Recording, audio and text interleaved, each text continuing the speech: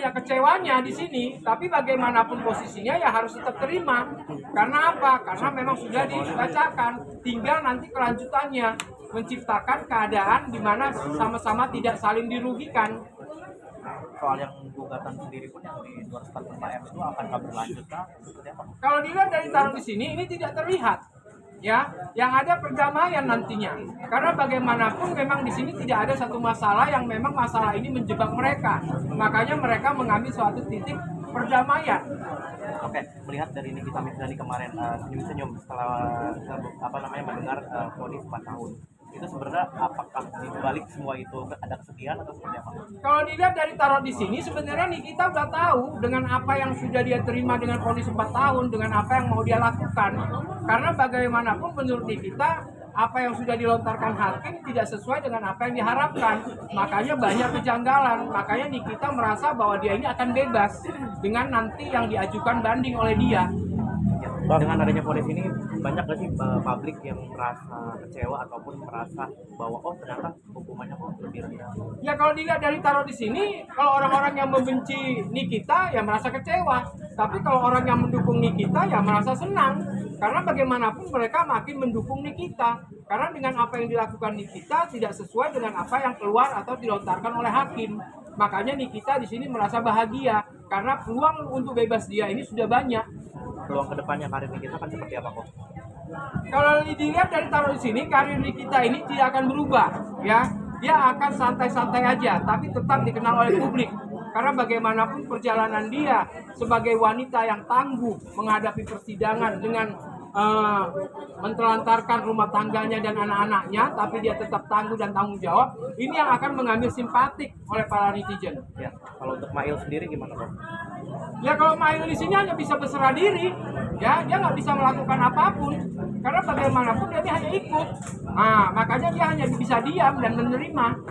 Bang, kok terus kemudian kans dari bebas dari banding yang dilakukan Niki gimana, Bang?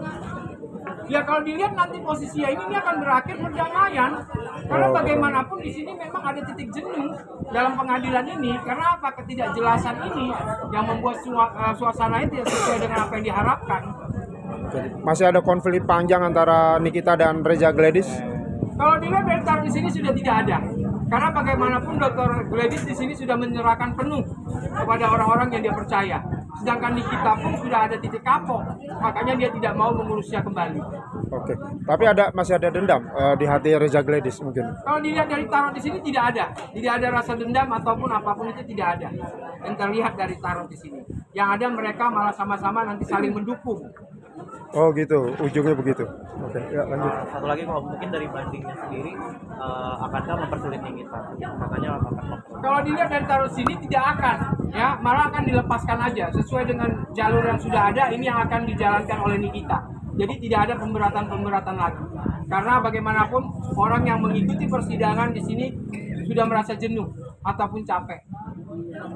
Kok satu lagi, Nikita kan dikenal dengan artis kontroversial dan sensasional. Apakah kedepannya masih seperti itu untuk menaikkan pamor Kalau dia? dilihat dari taruh di sini dia akan jauh lebih berubah.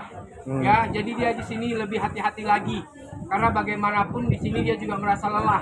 Dia akan kembali seperti semula dengan karakter dia.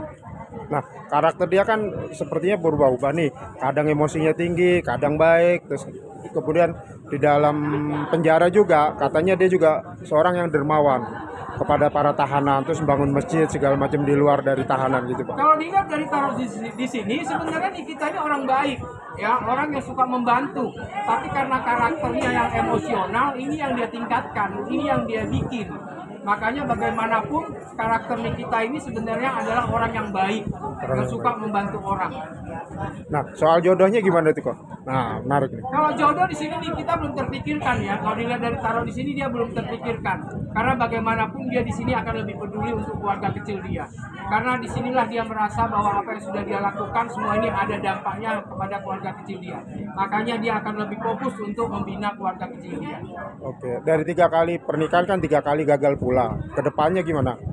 Yang pasti dia akan menjadikan diri dia ini seorang pahlawan untuk keluarga kecil dia.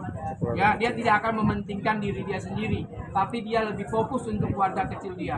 Karena bagaimanapun kita sudah menyadari di sini paling berharga adalah keluarga kecil dia. Ini yang akan dijaga dia, ini yang akan diberikan suatu toleransi kehidupan buat diri dia.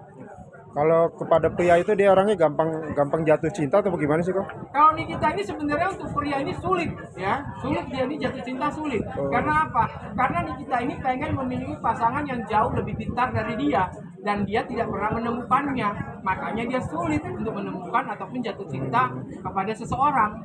Artinya selama ini dia sangat dominan ya terhadap Kalau pasangannya. dia memilih pasangan ini memang luar biasa. Kalau memang dia mau sungguh-sungguh pun ini luar biasa.